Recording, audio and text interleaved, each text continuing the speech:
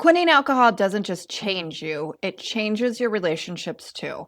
Friends you've partied with, a partner who still drinks alcohol, right? Dating in a world obsessed with wine and beer and whiskey. It can feel very, very complicated, but here's the truth. You don't have to lose yourself, your connections, or your joy when you ditch alcohol. You just have to navigate relationships differently, and today I'm breaking it down for you. Hey, friend, welcome to Sober Vibes. I'm your host, Courtney Anderson. I'm a sober coach, author, and your go to guide with living life without alcohol. I've been alcohol free since 2012, and by far it's the best decision I've ever made in my life. Now I get to help other women live life without alcohol and thrive in sobriety. Here you're going to find quick sober tips, real talk, and encouragement to build confidence, handle cravings, and really actually enjoy your alcohol-free life. If you're sober curious, ready to go all in, hit subscribe and let's vibe sober together. Hey, welcome back to the Sober Vibes podcast, party people. I am your host, Courtney Anderson. You are listening to episode 252. I'm a sober coach, author, and creator of Sober Vibes. If you've been feeling unsure about how to handle your relationships or how they're going to fit into your alcohol-free life, whether it's friendships, relationships, right, dating, marriage, or even family dynamics, today's episode will give you the clarity and the support that you need. When you take alcohol out of your life, it shifts the balance. It really does. It changes conversations, routines, comfort zones, okay? And it reveals the truth of what's working for you and what's not, which is a beautiful thing. It often can feel scary. It can feel isolating, right? You can feel alone, but it is also too incredibly powerful and it's incredibly empowering, I should say. A lot of people think when they just quit drinking, it's like it's just going to be about not drinking alcohol, but it becomes so much more because you do realize, and it's the clarity you get. I'm telling you that clarity trumps a lot of stuff. I think it trumps majority of there's a lot of benefits, right? But that clarity, I think, is like the number one thing that you gain that is so worth it. I will never forget, like, 2 years into my journey when the clarity came of, dude, I don't want to sit in this office for the rest of my life anymore. Okay. I know this is kind of random, but like, this is not what I want to be doing. And it was a decision I made in my active drinking that that's what I thought I wanted to do for the rest of my life, of work in the medical field and advance in that and become a nurse and all of that. And then when I was in it, I'm like, nope. And I woke up sober. I'm like, no, thank you. No disrespect to anybody in that, because we need that. And nurses and people and doctors and people in the medical world are amazing. It just, that wasn't what my true soul called for. So that's like, even with the clarity that you get into relationships. So I know this episode will help you, and I wanted to drop this. This is dropping the day after Thanksgiving. So again, I hope everybody in the States had an amazing Thanksgiving. But I wanted this one specifically to drop after Thanksgiving and kind of going into the holidays and even in 2026, because with your intention into the new year, you could be looking to really examine the relationships around you. As I've gotten older and more into my self, I should say, when I say self, like coming out of the chapter of, even though now I'm a mom, but that new momhood, if you've been here with me through the process of me becoming a mom, like in this last year or two, I really feel like I've come into my own again in this new chapter of Courtney, the mother, even though I'm much more than that, but just adding that into a part of me that now I really am like more intentional too with my time and the people that I spend it with, and even to talking to people, like even my friends that I talk to. And it's really, really, really intentional. I see why when people get older, their circles become smaller and smaller, and that is a-okay. So anyways, I just wanted to share that with you. If you haven't yet, please make sure to rate, review, and subscribe to the show. If you are watching on YouTube, make sure you hit that subscribe button, comment in the comment section, and let me know where you're from, how you have been enjoying the podcast. And I'm excited to jump in. So, again, if you are needing craving and community navigating these life after alcohol shifts, the Sobriety Circle is where it's at. You can get support, connection, and guidance from women who truly get it. We've actually talked about this too on one of the most recent meetings. We talked about the dynamics of when you're married or if you're in a relationship, because those dynamics do shift. And it was such a great meeting. And it's this person needed to hear it at that time of the kind of the roles that you play. And for a lot of people, they are the one who had the problem.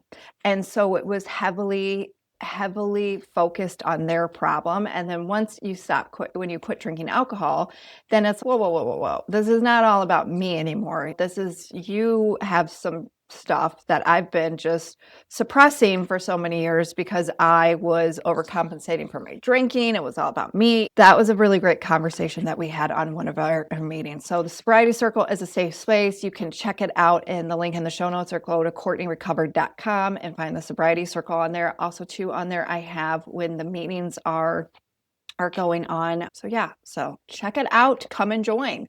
So getting in today's conversation, okay? And I'm going to coach you through a little bit of what to do with these types of relationships. And so the relationship breakdown. So friendships. Why do some change? Why do some fade and some strengthen, right? So when you quit drinking alcohol, your friendships often shift, okay? That it will happen. So please know that if you're going through something like this, or I don't want this conversation when it comes to this, because I know, especially for a lot of women, our relationships mean the world to us. But I don't want this to be an excuse for you not to continue with your alcohol-free life, okay? Because no matter what, at the end of the day, the best decision you are going to make for yourself is to quit drinking alcohol and just play out this process, because it is a process, but it's a beautiful one, even though there's some days where you just like air punch or air kick. It's not hard, or it's not easy. I'm sorry. There's hard days, but just know that it is going to be the best decision for yourself, right? So again, your friendships will often shift at first. There is a different dynamic because of who you're becoming, right? So some friends will celebrate your decision and be happy for you. Some get awkward and some do drift away, but that is okay because it's life. So this is the truth that no one really says out loud. Not every friendship is built to go where you're going. That's life, though. You do outgrow friends, right? So friends you've only knew through the drinking version of yourself, you may not understand, they may not understand your growth, right? And not understand boundaries. And that is okay, okay? Like, we have to now understand, because I know it's very, when you're on that side, and so in those first couple of years of sobriety, you take a lot of things personally, which I don't want you to anymore. I want you just to kind of tell yourself, like, okay, Courtney, just shut the fuck up. And this isn't about me. And not saying it like where you are dismissing your feelings or emotions, but in all honesty, it's just because you are in a very vulnerable state and everything seems heightened where you can take things more personally. I want to save you some headache and some of your feelings where, you know, I don't want you to take it all so personally. And I say that with respect and love, okay? So what happens in sobriety is that sobriety is actually going in alcohol-free living. It's going to highlight the friends who are real and the ones who support you alcohol-free living, and it just doesn't support the one who drinks, right? And this is honestly where deeper connection grows, right? So I want you to evaluate your friendships by support, safety, and energy. Don't explain yourself repeatedly. One clear boundary is enough. Adding new sober positive friendships to the balance to the old ones. And this is what I'm saying about adding the new sober positive friendships.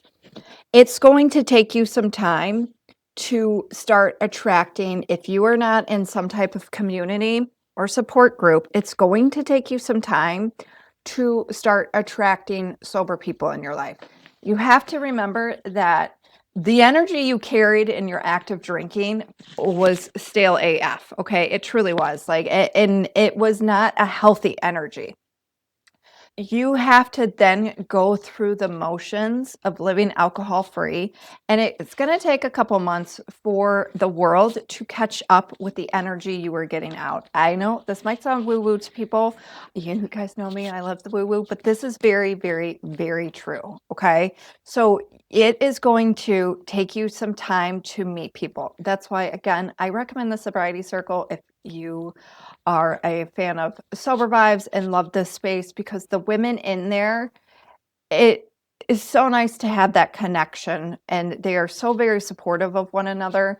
And it is just, it's at least you have that, right? But, again, try other communities if you vibe with, but there's people in there that are at least at the same situation that you are at in life. They are exactly where you are, and it will be easier to connect with people and not feel so alone if you are in some type of community or program. Truly, you can find your people, and that is what you need. So when you enter something like that, you are going then to attract those new sober people into your life, right? So again, do this. You need to evaluate your friendships by support, safety, and energy, and put the time into the people who are supporting you. Stop giving your power away to the people who don't give a fuck. I know, because I did that for a long time, because again, I had figured out my codependency and people pleasing, but I spent more time in those early days worrying about people who didn't give a flying fajita about sober Courtney. And you know what's funny? I don't talk to them today. I don't talk to them. So that is where I wish I wouldn't have given all of that energy away, or it was wasted energy and thought, and focused more on the people who, if I did go out to dinner with them, they were like, hey, do you mind if I have wine? And again, if somebody asks you that, it's them just trying to support you with where you're at. That's them being a good friend. Because if they didn't ask, honestly, I do look at it as, are they really that good of a friend? I mean, like I said, the friends who asked me those questions in the beginning are still friends to this day, and the other ones who didn't even have that as a thought of me and newly sobriety, I'm not friends with today. And it's not because of that particular situation. It's just because of their relationship with alcohol and where our lives went, right? Because not every friend is going to go with you. Not every friend's going to go with you. So focus on the people who are very supportive, and the ones who will do coffees with you now, who will do hikes, who will go on walks with you, who will want to go on with a pedicure, who will want to go to breakfast with you, right? Because you have to shift those dynamics of, you need to ask people on, bring it to the table of what you want to do, and stop letting people be like, all right, well, let's just go for dinner. Because if dinner triggers you, ask them to do something else. So dating without alcohol, yes, it's possible. And again, I do believe it's probably way better. For my situation, just to let you know first, my husband and I, we weren't husband and wifey yet, but we were together a year and a half, and then we quit. So really during that time of us getting, because he quit too, we had to rediscover now our relationship and what we did. Okay. I also too have a great podcast that I will link, that I did with my friend Leah and Kate, who's been a member of Sober Vibes for very, very, in the community for a very long time. So I will link those to the show notes below, so you can listen to those if you are like, well, how am I going to date without alcohol? And Courtney, you weren't single at the time. So that is why I'm going to link them. This is just my coaching advice, and for you on that, dating alcohol free can, and I know can feel terrifying. Again, I had to now it was like man and I started off at like ground zero. Even to have sex with him after I already was having sex with him for a year and a half was like, it was different. It was totally different. So I get that many of the first dates revolve around drinks, right? And people assume that alcohol equals chemistry, and it does not.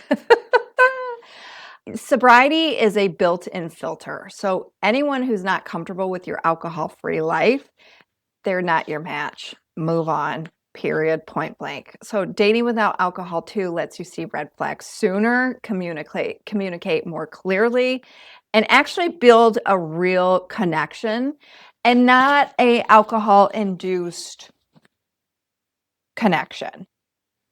Again, that conversation that Kate and I have, like, I can't, even before when I was dated in my active addiction, I would get these men hammered and then go home and have sex with him. And then the next day I'm like, oh my God, I don't have anything in common with you and I don't even find you like that attractive. Sorry, but because alcohol, that's what alcohol does. It makes you pretty much attracted to anybody. These are some tools that you can use definitely on your dating profiles. Just put that you don't drink, okay? And use of course, the I don't drink boundary, but if that's already up in your profile or that's already talked about, then you don't need to explain anything more. Again, you don't need to give people your whole story on date one, right? You can also too pick up alcohol optional free dates where it's coffee, walking, right? So pick activities that don't revolve around drinking being the source. And that Kate talked about that too in that episode. And even if somebody was like, oh, let's go meet at a brewery or something, you can kind of then pick up on the red flags. Okay, you can tell that this person, it means something to them, right? Again, it's not a judgment, but you can just tell. So you have more power than you think when it comes to dating. Again, I'm going to put it at the top. If they don't respect your alcohol-free journey, sober journey, you not drinking, then they are not worth your time. And that is where you have to start building that trust within yourself. Like just because somebody is showing you attention but does not respect that, it doesn't mean that you then be like, okay, give up your boundaries for some tool. Like honestly, marriage and long-term partnerships, okay? When one person quits and one doesn't, this is one of the biggest pain points for women who quit drinking. How do I navigate my marriage when my partner still drinks? This one's huge. This one is huge. This is one that I get asked a lot of like women like, well, how do I get my husband to quit drinking? You're not going to they need to come up with that decision on their own. You just have to focus on yourself and what works for you, right? You don't need your partner to quit drinking, but you do need to communicate with them and respect and put down boundaries. So you now have to make that. And maybe again, this is what I was saying at the top of this episode, is that for so long in marriages and partnerships, you were the one that didn't say much because you were the problem. So when you get sober, you have to start speaking up for yourself and put down firm communication. I know that's in boundaries too. Like a boundary could be like, hey, can you just not have alcohol in the house? You want to put it in your garage, you go put it in your basement, man cave, whatever the hell people have nowadays. Like you go do that. But for me and my journey, I don't want it in the house until I say otherwise. Because then there might get to a period where a year down the road, you're like, yeah, I don't care if he has a sixer in the fridge. Okay. So that is where you have to start speaking up and asking for that person to respect those boundaries, especially too if you have been in a long relationship and they haven't respected you. The time is about to change. And if they don't respect you, then that's something that you have to make a decision down the road. But you remember that you have to keep doing this for yourself. And something that happens after you quit drinking, right? It's patterns. When it comes to after you quit drinking, it's these new patterns, these new habits, new rituals. And that bleeds into the relationship. So that's what I'm saying. You have to rebuild new patterns and habits and rituals with your partner now. Again, maybe instead of going for happy hour, you go for a coffee, right? And you have to really figure out the ways that you spent together. You have to figure out a new way of spending together. Maybe you don't do happy hours anymore. You go for a walk wherever you live, right? Maybe then you guys go to the gym. Maybe you go see a movie. That first year of sobriety, I would go to the mall on the weekend. We would get a coffee, we would go to the mall. Like that to me was 11. But it broke up the pattern of what we used to do on a Friday night, and that would be, or Saturday too, and that would be to go out for dinner, drinks, and getting hammered, right? And this is going to require an adjustment on both ends. And remember this too, ladies and gents. If your partner doesn't want to go do something, you go do it. You go do it. I mean, I had to have our marriage when we did marriage counseling back in 2017. That's what the therapist told me. Like when she was like, "Well, because Matt didn't like movies, going to see movies, I should say. But me, give me the cinema. It's my church. I just let me just sit there and quiet, right?" There was a period of time where he didn't want to go do that, and I didn't want to go do. He always run errands. I'm like, I don't want to go run errands. I do not want to go to Lowe's. That's hell to me. Okay. Some people like it. Great. I am not a fan. Anyways, but the therapist told us, and like this, it seems silly talking about it, but it is true. And sometimes you just need somebody to tell you this. It's like you are not the same person. If they don't want to go do something that you want to do, you go do it. And whether that's by yourself or you ask a friend to go do it with you. This is the one thing that I have learned in marriage.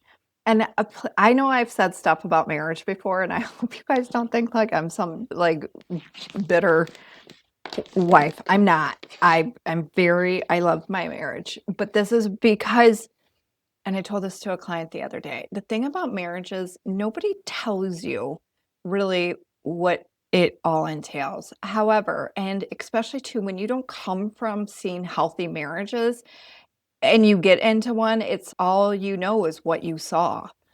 So I think there's a lot of people out there, myself included, who saw very dysfunctional relationships, and then that's what you mimic, right?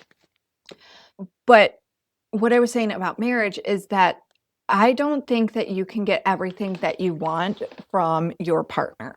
I think like majority of stuff Matt does fill my needs in. But then there's other stuff where it's okay, let's just say with other relationships, like a best friend. Like I go to that best friend to meet another type of need from me. I hope that makes sense. But that's where I go back to the thing of being in a relationship, and especially if you're sober, because there is an adjustment period and you have to figure out what you like to do. But if that person doesn't want to do that thing, then you go do it. Empower yourself to go do it and keep on trucking with that. Okay. So again, the relationship, it's going to require a 50-50 thing. So what you need to do, you need to say what you need, not what they're doing wrong. Okay. Again, focus very much of I feel I need this, right? Replace, and if they're drinking, they're drinking. Okay. That's where you have to ask, like, if you have a husband who drinks, "Hey, can you just not drink around me for some time? Or when we go out to eat, do you think that maybe you could just order a Coke for right now?" Like, it's okay to ask for that. And I know for a lot of women it's very hard, but if you need it for the first couple weeks, ask for it, right? So you also want to replace drinking rituals with a new shared activity between you and your partner. So hold your boundaries without needing your partner to understand it perfectly, because he or she is not going to, right? And setting boundaries without losing yourself. Okay. Boundaries aren't punishment. They are a protection of yourself and your energy. So you can set loving, clear boundaries and still maintain a connection. All right. So here's some examples. Please don't offer me a drink, right? If drinking gets heavy, I'll head home early. I still want to spend time with you. I just don't drink anymore. Alcohol-free boundaries, sobriety, they are a gift, and they teach others how to support the version of who you are becoming and growing into. So just know that. Also, too, like a boundary could be, like I said, like I'm going to go home early. Even with the holidays. If you do not if you are not a fan of your sister-in-law or somebody in your family on your husband or wife's side, uh, I'll go with you, but I'm going to leave early. I'm driving myself. Okay. That is bottom line because you have to protect yourself at all cost. So even if just driving separately to friends' houses at this point or families' houses this holiday, then just do that. Like you can stay. I have no problem with you staying, but I'm going to exit stage left when the clock strikes 9 o'clock p.m. Eastern Standard Time. Okay. So, what do you do when someone takes your sobriety personally, right? And this happens a lot to people, whether it's a friend, a partner, a family member, they get defensive. They say things like, so again, are you going to judge me? Are you better than me? Come on, you can just have one. You used to be fun. Are you ever going to drink again? Right? It's not about you. It is about them. It is a them problem, not a you problem. And it's about their own kind of discomfort, again, with their drinking. If anybody has a healthy relationship with alcohol and own it, they're not going to then say this shit to you, right?